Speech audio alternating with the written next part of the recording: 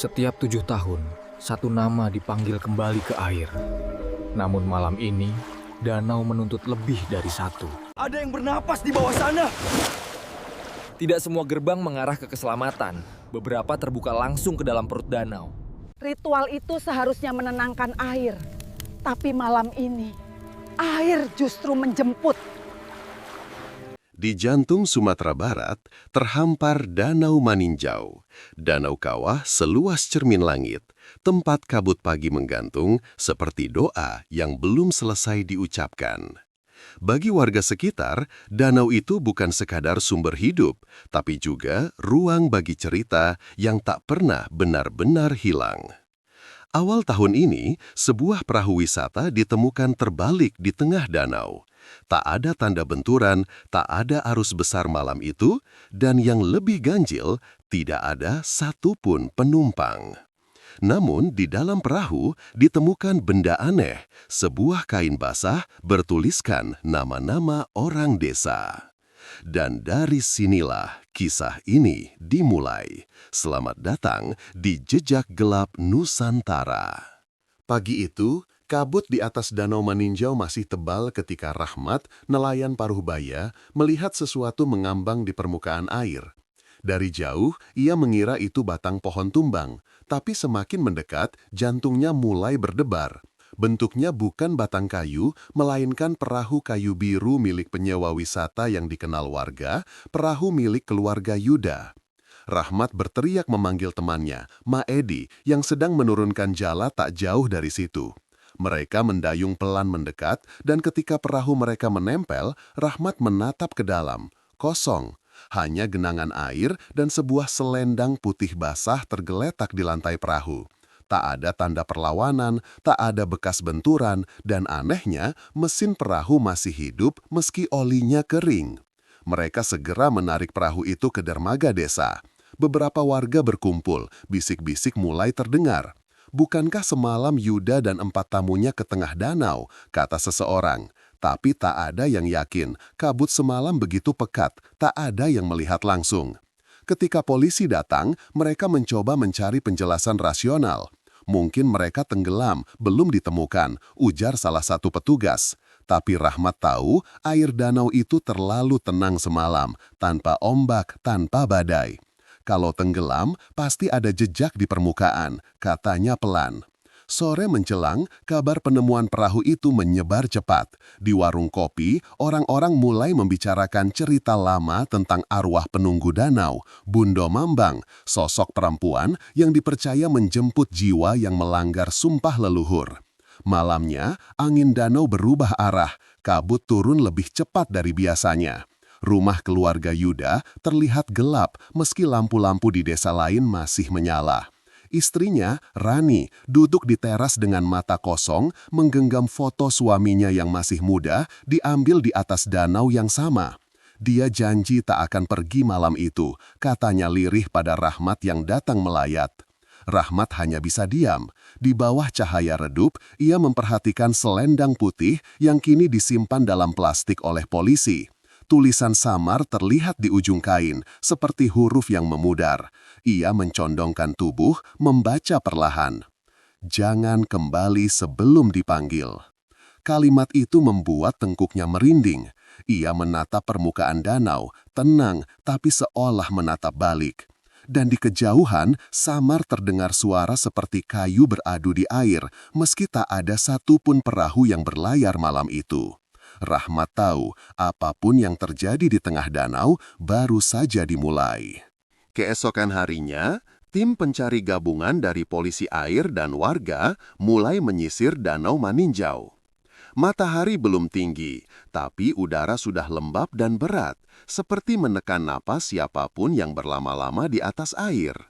Rahmat ikut serta bersama Budi, penyelam lokal yang sering membantu evakuasi. Dari dermaga, Rani memperhatikan dengan mata sembab. Ia belum tidur sejak malam penemuan perahu. Di tangannya masih tergenggam foto suaminya, kini lusuh oleh keringat dan air mata. 3 perahu motor berangkat bersamaan, perlahan mengitari area tempat perahu Yuda ditemukan.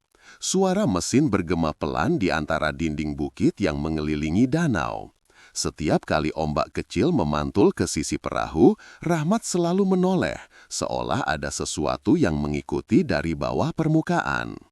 Ketika Budi menyelam untuk pertama kali, semua orang menahan napas. Air danau begitu jernih di permukaan, tapi berubah gelap hanya beberapa meter ke bawah. 5 menit berlalu, 10, lalu tali pengaman di tangannya bergetar keras. Mereka menariknya cepat. Budi muncul ke permukaan dengan wajah pucat, nafasnya tersengal. "Ada yang aneh di bawah," katanya pelan. "Kayak ada arus melingkar, tapi bukan arus biasa." Rahmat menatapnya bingung. "Maksudmu?" Budi menatap danau, masih gemetar. "Seolah ada yang bernafas di bawah sana." Kata-kata itu membuat suasana di perahu mendadak dingin. Salah satu petugas mencoba menertawakan, tapi suaranya terdengar kering. "Mungkin tekanan air," katanya cepat, tapi tak ada yang benar-benar percaya. Mereka melanjutkan pencarian. Kali ini, Rahmat memperhatikan sesuatu di permukaan. Buih kecil yang muncul berulang di titik yang sama. "Itu dari bawah," serunya. Saat mereka mendekat, suara bergemuruh terdengar. Bukan seperti ombak, tapi seperti desahan panjang. Mesin perahu tiba-tiba mati. Semua orang saling pandang. Budi menatap jarum jam tangannya. Macet di pukul 11.17. Lalu dari arah danau terdengar suara lain. Pelan, melengking, seperti seruling bambu ditiup jauh dari kedalaman air. Rahmat terdiam. Ia mengenali melodi itu, lagu yang biasa dimainkan Yuda saat bersantai di dermaga. Suasana berubah mencekam. Air mulai beriak kecil di sekitar perahu mereka. Polisi memberi aba-aba untuk mundur, tapi tali jangkar sudah melilit entah kemana. Saat mereka mencoba melepaskan, Budi menatap ke permukaan air dan melihat bayangan wajah. Bukan wajahnya sendiri, bukan pula pantulan Rahmat. Wajah itu perempuan, mata terbuka lebar, menatap langsung ke arah perahu dari balik air. Teriakan Budi memecah udara. Ia mundur, tubuhnya hampir jatuh. Beberapa orang menoleh, tapi bayangan itu sudah lenyap. Perahu kembali ke dermaga dengan tergesa. Polisi mencoba merasionalisasi, mungkin pantulan, kata mereka. Tapi Rahmat tahu tidak. Karena malamnya, ketika ia menatap danau dari jendela rumahnya, permukaan air terlihat beriak pelan, dan dari tengahnya muncul gelembung berwarna merah satu demi satu. Angin membawa aroma logam yang asing, dan di antara bisikan kabut, Rahmat mendengar suara samar. Masih belum waktunya kembali. Ia menutup jendela cepat-cepat, tapi suara itu masih mengikuti, seperti datang dari dalam kepalanya sendiri. Malam itu, Danau Maninjau kembali tenang, tapi Rahmat tahu sesuatu di dasar sana sedang menunggu. 3 hari setelah pencarian dihentikan sementara, kabar baru membuat warga geger. Seorang bocah desa bernama Fikri yang bermain di tepi danau menemukan sesuatu terdampar di antara batu. Sebuah cincin emas dengan inisial RY terukir di dalamnya. Polisi segera datang dan Rani langsung mengenali cincin itu, milik suaminya, Yuda. Ia menangis tanpa suara, memeluk benda kecil itu seperti sedang memegang orangnya kembali. Tapi kebahagiaan sesaat berubah jadi dingin ketika Rahmat memperhatikan detailnya. Cincin itu kering, terlalu kering, padahal ditemukan di tepi air. Petugas mencoba menenangkan warga, mengatakan arus bisa membawa apa saja ke tepi. Namun malamnya, Rahmat mendatangi Fikri di rumahnya, ingin tahu persis di mana benda itu ditemukan. Bocah itu menunjuk ke arah danau, tepat ke sebuah area yang warga sebut Lubuk 7 Bayangan. Tempat yang dipercaya memiliki 7 pusaran kecil yang tak pernah berhenti berputar, bahkan ketika air sedang diam. "Waktu itu aku dengar suara aneh, kayak nyanyi Om," kata Fikri. "Pas aku dekati, airnya diam sendiri, cincinnya tiba-tiba muncul." Rahmat menatap anak itu lama. Suara nyanyi di danau bukan hal asing, tapi biasanya hanya mitos lama untuk menakuti anak-anak agar tak bermain terlalu jauh. Namun kini rasanya berbeda. Keesokan paginya, Rahmat dan Budi memutuskan menyelam ke titik yang disebut Fikri. Kabut belum hilang sepenuhnya ketika mereka turun. Dari permukaan, Rani melihat dua kepala mereka perlahan menghilang di bawah air. Menit pertama berlalu tanpa kejadian, tapi saat menit ke-6 tiba, tali pengaman Rahmat menegang. 1 kali, 2 kali, lalu berhenti. Budi muncul ke permukaan sendirian, wajahnya pucat. Dia hilang di bawah. Kepanikan pecah. Dua penyelam lain segera turun, menarik Rahmat dengan paksa. Saat ia muncul, tubuhnya gemetar hebat, matanya kosong. "Ada sesuatu di bawah sana," bisiknya lirih. Mereka membawanya ke pinggir, dan setelah beberapa saat, Rahmat baru bisa bicara. "Bukan arus, bukan batu." Ia berhenti, menatap danau dengan tatapan kosong.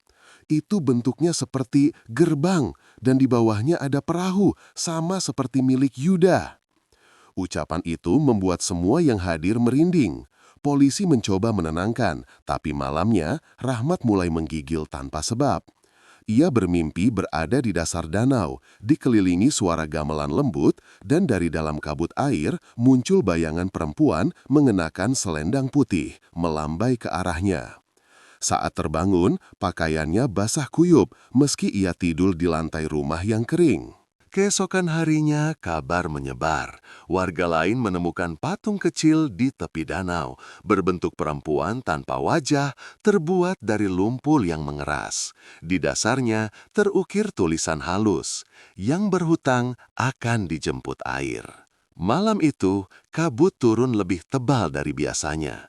Di beberapa rumah, lampu tiba-tiba padam bersamaan. Suara air beradu terdengar dari arah danau, seperti sesuatu sedang mendekat ke tepi. Rani duduk memeluk anaknya di ruang tamu, menggigil.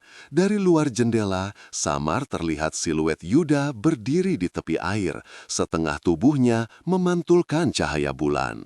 Tapi ketika ia menjerit memanggil, sosok itu lenyap seketika, hanya meninggalkan bekas langkah basah di tanah. Danau Maninjau kembali sunyi. Tapi untuk Rahmat dan Rani, malam itu menandai sesuatu yang lebih gelap. Danau itu tidak hanya menyimpan, tapi juga memanggil pulang. Sepekan setelah penemuan patung lumpur itu, suasana di sekitar Danau Maninjau berubah total. Warga mulai enggan keluar rumah setelah maghrib. Air danau yang biasanya jernih tampak keruh kehitaman, dan beberapa ikan tiba-tiba mengambang mati di permukaan tanpa sebab. Mamak Marni, tetua desa, akhirnya memutuskan sesuatu yang sudah lama tak dilakukan, ritual pembersihan danau. Tradisi kuno yang dulu disebut Malam 7 Bayangan. Ia memanggil beberapa warga, termasuk Rahmat dan Rani, untuk ikut membantu persiapan. "Kita harus menenangkan penunggu air," katanya pelan. "Mereka sudah terganggu." Ritual itu dilakukan di tepi danau, tepat saat bulan purnama naik di balik bukit. Kabut malam begitu tebal sampai cahaya bulan terlihat seperti api yang terbakar di balik kain. 7 obor ditancapkan membentuk lingkaran, dan di tengahnya diletakkan sesajen, bunga 7 rupa, kendi berisi air, dan selembar kain putih. Rani menatap sesajen itu dengan wajah tegang. Di ujung kain ada tulisan samar seperti yang pernah ia lihat di selendang dari perahu. "Jangan kembali sebelum dipanggil." Ritual dimulai dengan doa dan nyanyian pelan. Tapi baru beberapa menit, angin dari danau bertiup kencang.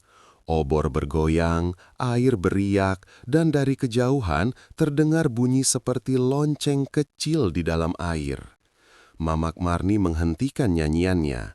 "Jangan takut," katanya dengan suara serak, tapi tatapannya tidak tenang. Rahmat menatap danau. Di balik kabut, ia melihat sesuatu bergerak di permukaan. Bayangan-bayangan gelap, 7 jumlahnya, berjalan melingkar di atas air. Tak menjejak, tak bersuara. Budi yang berdiri di sebelahnya memegang lengannya erat. "Itu orang." Rahmat menggeleng pelan. "Bukan." Bayangan-bayangan itu perlahan mendekat ke arah lingkaran obor.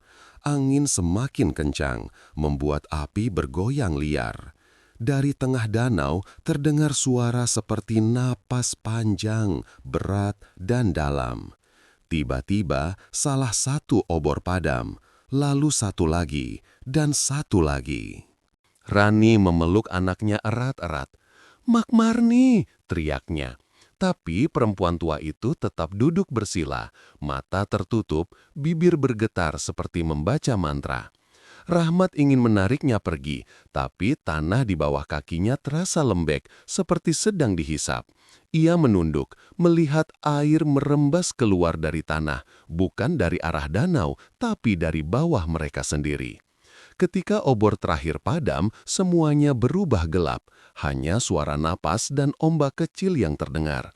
Dalam kegelapan itu, Rahmat mendengar suara pelan di telinganya. 1 belum cukup, 2 lagi menunggu.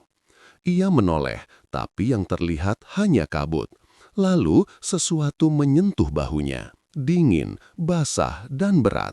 Ia berteriak, tapi tak ada suara keluar, hanya gemuruh air yang menjawab. Ketika fajar tiba, warga menemukan lokasi ritual berantakan.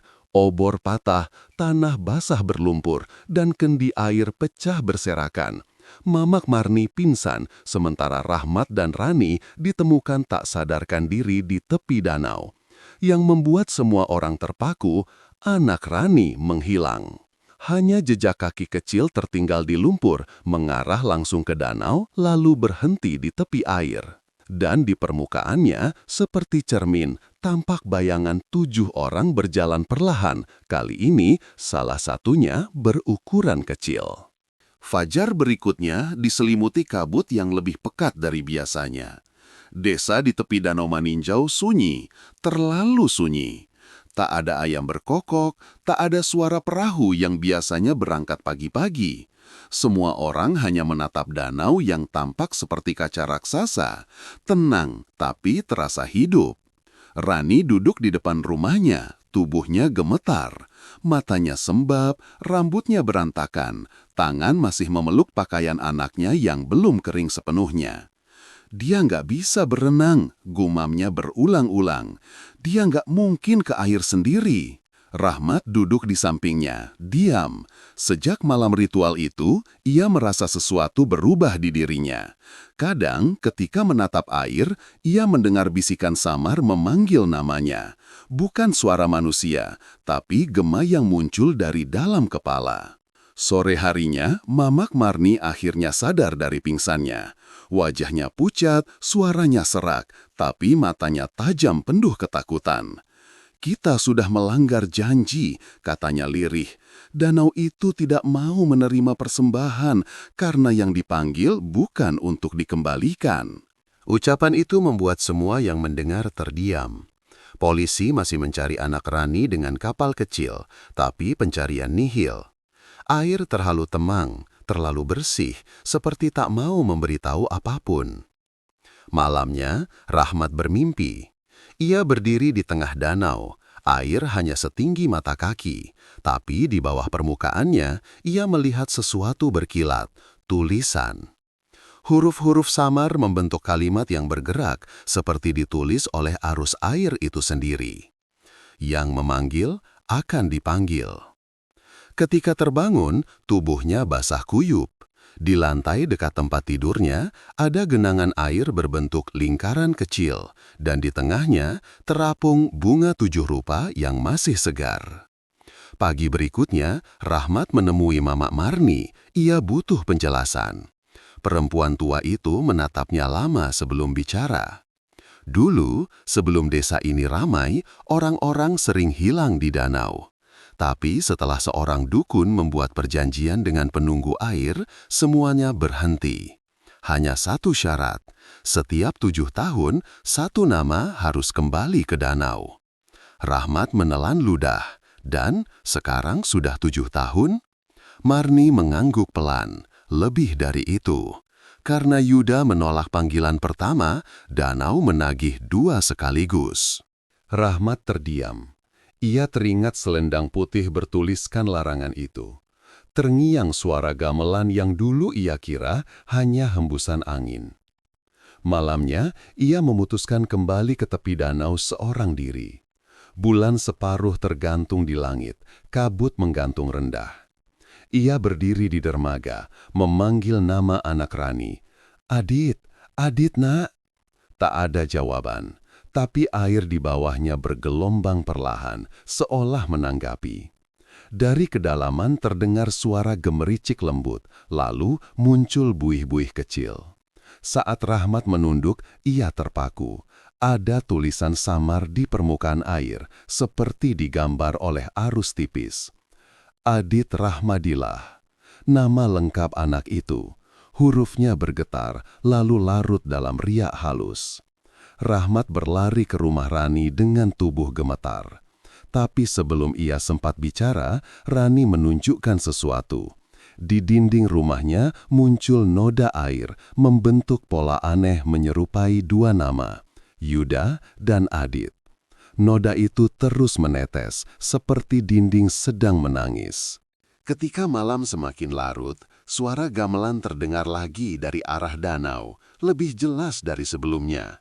Nada-nadanya lembut, tapi di setiap ujungnya terasa seperti jeritan tertahan. Warga menutup pintu rapat-rapat, tak ada yang berani keluar. Namun Rahmat tahu panggilan itu belum berhenti, karena di mimpinya malam itu ia melihat wajah Yuda dan anak kecil itu berdiri di permukaan air, tersenyum. Di belakang mereka, kabut membuka sedikit, memperlihatkan bayangan besar seperti gerbang batu yang perlahan menyala dari dalam. Dan dari baliknya, suara perempuan bergema lembut. "Masih ada satu nama lagi." Rahmat terbangun dengan dada berdebar. Di luar jendela, kabut belum hilang, tapi dari kejauhan terlihat siluet seseorang berdiri di dermaga. Tampak seperti Rani memanggil sesuatu yang tak terlihat di air. Kabut di atas Danau Maninjau pagi itu lebih tebal dari biasanya, seolah langit menolak membiarkan cahaya masuk. Warga tak ada yang keluar rumah. Semuanya tahu hari itu bukan hari biasa. Seekor kerbau ditemukan mati di tepi danau tanpa luka, hanya tubuh basah dan lumpur yang menetes dari matanya. Tanda bahwa sesuatu sedang bergerak dari bawah. Rahmat menatap danau dari jendela rumahnya. Ia tak tidur semalaman. Di meja, selembar kertas berisi tulisan tangannya sendiri terbentang. Nama-nama yang hilang. Yuda, Adit, dan 1-0 di bawahnya. Ia tahu baris terakhir itu bukan untuk ditulis, tapi untuk diterima. Sore menjelang, Rani datang. Wajahnya sayu, rambutnya terurai, matanya sembab, tapi tenang, terlalu tenang. "Aku dengar suaranya semalam," katanya lirih. "Suara Adit, dia bilang aku harus datang." Rahmat mencoba menahan. "Rani, itu bukan dia, itu panggilan dari bawah." Tapi perempuan itu hanya tersenyum samar.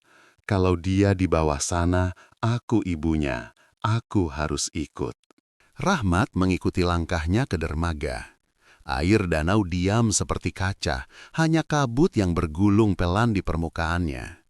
Rani berdiri di ujung papan menatap ke tengah air. "Aku janji gak akan lama," katanya tanpa menoleh. Lalu ia berjalan perlahan, 1 langkah, 2 langkah, dan tanpa suara, tubuhnya lenyap di telan air yang seolah membuka dirinya sendiri. Rahmat berlari, menjerit memanggil, tapi air tetap tenang. Hanya riak kecil tersisa, lalu diam kembali. Beberapa warga yang mendengar datang berlarian, tapi tak ada yang berani mendekat ke tepi. Mereka semua tahu danau itu sedang mengambil haknya.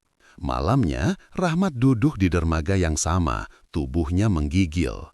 Suara gamelan kembali terdengar dari arah tengah danau, kali ini lembut, hampir menenangkan. Di antara kabut, samar-samar ia melihat 3 sosok berdiri di atas air, Yuda, Rani, dan Adit. Mereka menatapnya tanpa ekspresi, tapi Rahmat tahu apa arti pandangan itu. Panggilan berikutnya sudah tiba.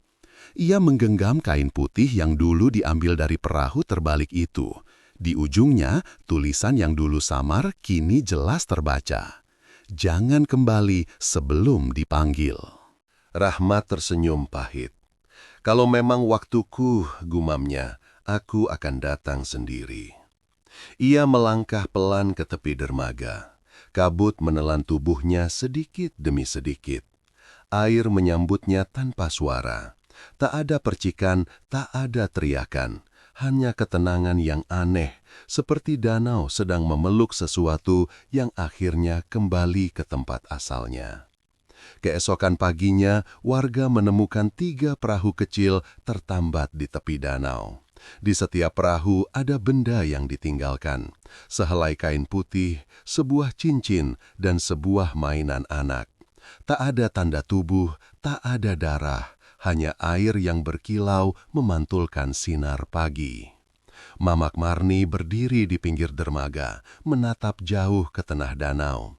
Ia tahu perjanjian lama sudah ditepati. Tapi saat kabut menipis, ia melihat sesuatu yang membuatnya gemetar. Di permukaan air muncul lagi nama baru, terbentuk dari buih halus, Rahmat bin Danu. Ia menutup mata, berdoa tanpa suara.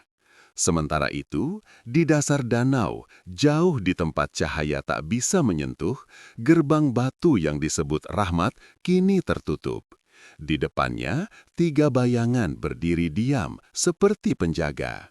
Dan dari balik air yang tenang, suara perempuan terdengar lagi. Air tak menagih, air hanya menjemput. Kabut naik lagi dari permukaan, menutupi semuanya. Hanya satu hal yang tertinggal, danau kembali tenang, seolah tak pernah terjadi apa-apa. Tapi warga tahu, setiap malam Jumat Kliwon, dari tengah air masih terdengar gamelan lembut, diiringi cahaya kecil yang berputar perlahan, tanda bahwa penjemput dari air masih bekerja. Tak semua tragedi meninggalkan jejak darah. Beberapa hanya meninggalkan nama yang terus dipanggil air sampai waktunya tiba. Terima kasih sudah menelusuri kisah ini bersama kami. Sampai jumpa di kisah berikutnya. Salam dari Jejak Gelap Nusantara.